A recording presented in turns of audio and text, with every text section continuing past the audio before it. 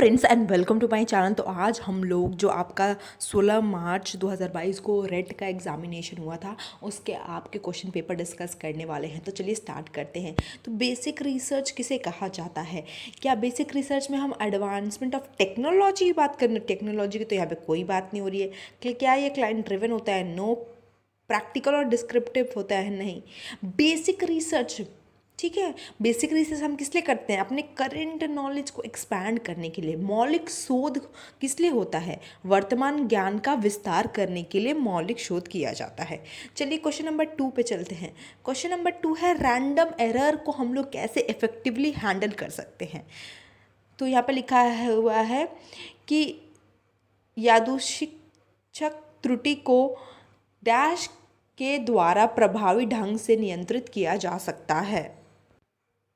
क्या पूछा गया है कि यादृच्छिक त्रुटि को किसके द्वारा प्रभावी ढंग से नियंत्रित किया जा सकता है। तो रैंडम एरर को हम लोग कैसे सही कर सकते हैं? एडुक्वेट सैम्पल साइज, हम सैम्पल साइज सही लें, ठीक है। सैम्पल साइज थोड़ा बड़ा लें, तभी तो हम अपने जो रैंडम एरर है उसको सही कर पाएंगे। क्वेश्चन नंबर 3 है यहाँ पे कि in a statistical table the row heading are refer to age. तो रो की हेडिंग को क्या बोलते हैं? स्टेप्स बोलते हैं हम लोग। तो यहाँ पे सेकंड आपका करेक्ट आंसर हो जाएगा। क्वेश्चन नंबर 4 पे चलते हैं। तो ये आपको ग्राफ गिवन है और इसके हिसाब से आपको क्वेश्चन का आंसर देना है। तो ये ग्राफ में आपको डिफरेंस बताना है between commodity A and commodity be in month of April. तो आप अप्रैल का महीना देख लीजिए और फिर डिफरेंस फाइंड आउट कर लीजिए। तो ये आपको दिया है कमोडिटी ए को ऐसे और कमोडिटी बी को ऐसे दिखाया गया। तो इसमें पिक्चर में तो ऐसे समझ में नहीं आ रहा है क्लियरली, लेकिन देखिए यहाँ के अगर ऊपर वाले को इससे माइनस करिए तो कितना आ रहा है? 1050 को माइनस किया मैंने 1000 से, तो कितना आया? माइनस करने पे 150 आया। यहाँ पे दिया हुआ है, तो आपका थर्ड करेक्ट आंसर हो जाएगा। Among the following widely use method for extracting factors is. तो इसमें से जो दिया हुआ इसमें से वाइडली मेथड कौन सा जिससे हम एक्सट्रैक्ट करते हैं फैक्टर्स को? तो ये है प्रिंसिपल कंपोनेंट एनालिसिस। निम्नलिखित में से कारकों को निकालने के लिए व्यापक रूप से किसका इस्तेमाल किया जाता है? तो आपका प्रमुख घटक विश्लेषण का इस्तेमाल किया जाता है, प्रिंसिपल कंपोनेंट एनालिसिस।